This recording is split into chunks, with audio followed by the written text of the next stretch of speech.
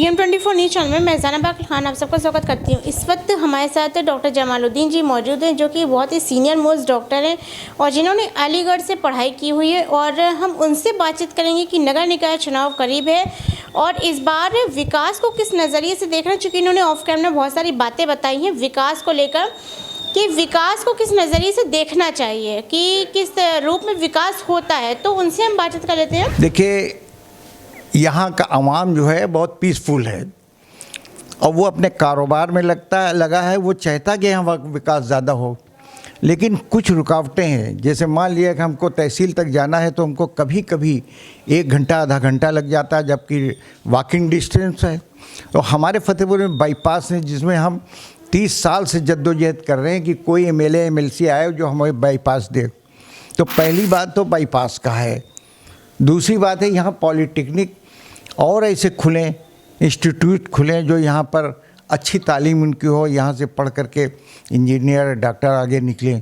तो उसकी कमी है। एक यहाँ पॉलिटेक्निक है भी तो वो सफिशिएंट नहीं, यहाँ के लोग उसमें नहीं, बाहर के हैं।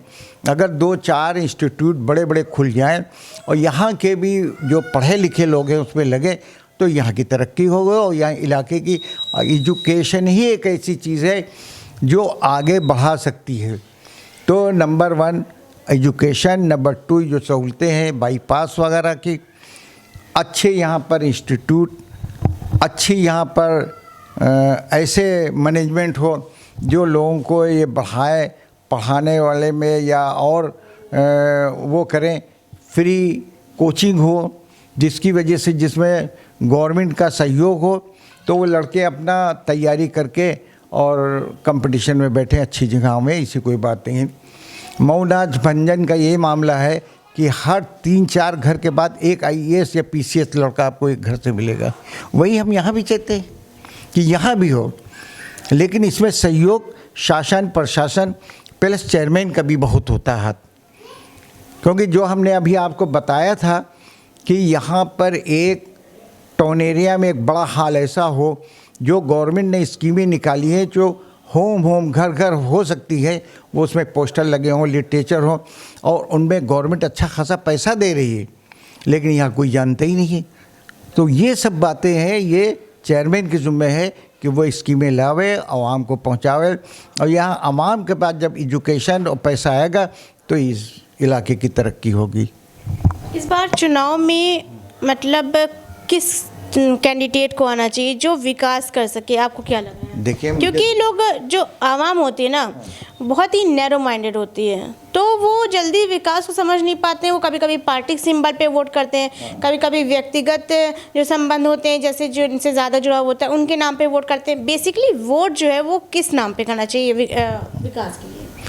देखिए, विकास के लिए सबसे पहले जो सबसे ज़्यादा एजुकेटेड मैन हो, एजुकेटेड अगर है और यंग मैन है तो वो विकास के लिए सब कुछ कर सकता है। एक कम पढ़ा लिखा आदमी जिसकी पहुंच नहीं है और वो बन भी जाएगा तो वो विकास इतना नहीं कर सकता।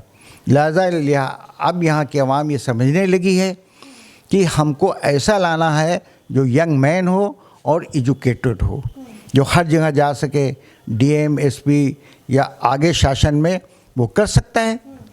और उसका क्या नाम, अगर एजुकेटेड नहीं है या उसमें सलाहियत ही नहीं है तो वो यहीं रह जाएगा।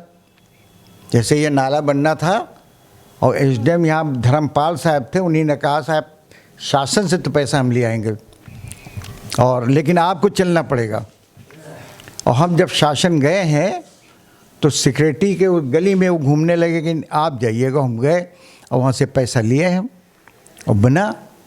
तो इस तरह से अगर पढ़ा लिखा यंग मैन हो जाएगा तो इस इलाके की तरक्की यकीनन है। अब आवाम सोचने लगी है कि हमको कैसा चेयरमैन चुनना है, तो उस हिसाब से चुनेंगे। क्योंकि यहाँ की आवाम इलिटरेट है लेकिन जाहिल है, लेकिन अक्लमंद है। अच्छा जी, नैरो माइंडेड ज़्यादा अक्लमंद भी है। अक्लमंद है। अब आप चुनाव में देखने को मिलेगा उस तरह। बिल्कुल मिलेगा, वो आप देखेंगी। अब जब फिर दोबारा आफ्टर इलेक्शन आएंगी तो आप कहेंगे कि आपका कहना सही था। समझे आपके देखिए चुनाव में जब कोई वोट करता है ना और फिर जब काम नहीं होता है ना, विकास नहीं होता है, तो लोग ब्लेम करते हैं मैंने वोट किया और कोई विकास नहीं मिला, कुछ नहीं मिला। तो देखिए जमालुद्दीन जी मौजूद है जिन्होंने दूसरे पहलू पर रोशनी डाली है कि आपको चुनना भी उस पर्सन को चाहिए जो कि उसके एलिजिबल हो, उसके लायक हो, आपका विकास कर सके। Education is the most powerful weapon जिसको कहते हैं हम। तो वही चीज़ है कि पढ़ाई लिखाई जो होती है ना वो बहुत मैटर करती है इन सब मुद्दों में कि आप अपना प्रत्याशी, अपना कैंडिडेट किसको चुन रहे हैं। तो जनता को भी, आवाम को भी समझना चाहिए कि हम पढ़े लिखे अगर युवा को चुनेंगे, पढ़े लिखे इंसान को चुनेंगे तभी कहीं हमारा विकास होगा।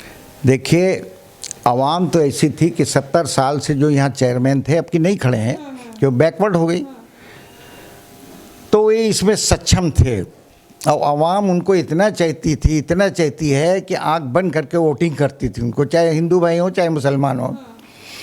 लेकिन अब 20 साल बैकवर्ड हो गई है तो अब मजबूरी है कि वो नहीं खड़े हो ना, उन्हीं ने ऐलान कर दिया कि मैं नहीं खड़ा हो रहा हूँ। तो आवाम को इन्हीं जो 3-4 खड़े, इन्हीं में उनको 4-5 खड़े, इन्हीं में सेलेक्ट करना है। अब आवाम का माइंड बन रहा है कि इसमें जब हमको एक नया चेयरमैन बनाना है तो किस टाइप का हम बनाओगे। तो सबसे पहले जो हमारी बातें हुई वो यही कहते हैं कि पढ़ा लिखा हो और एक्टिव हो, हर ऑफिसर से हर जगह जा कर के और इस इलाके की तरक्की करे, यहाँ के अवाम की करे, यहाँ एजुकेशन बढ़ाने के तमाम तदबीरें करे, तभी मुमकिन है। तो जब आवाम सोचने लगी है तो वो करेगी भी ऐसे।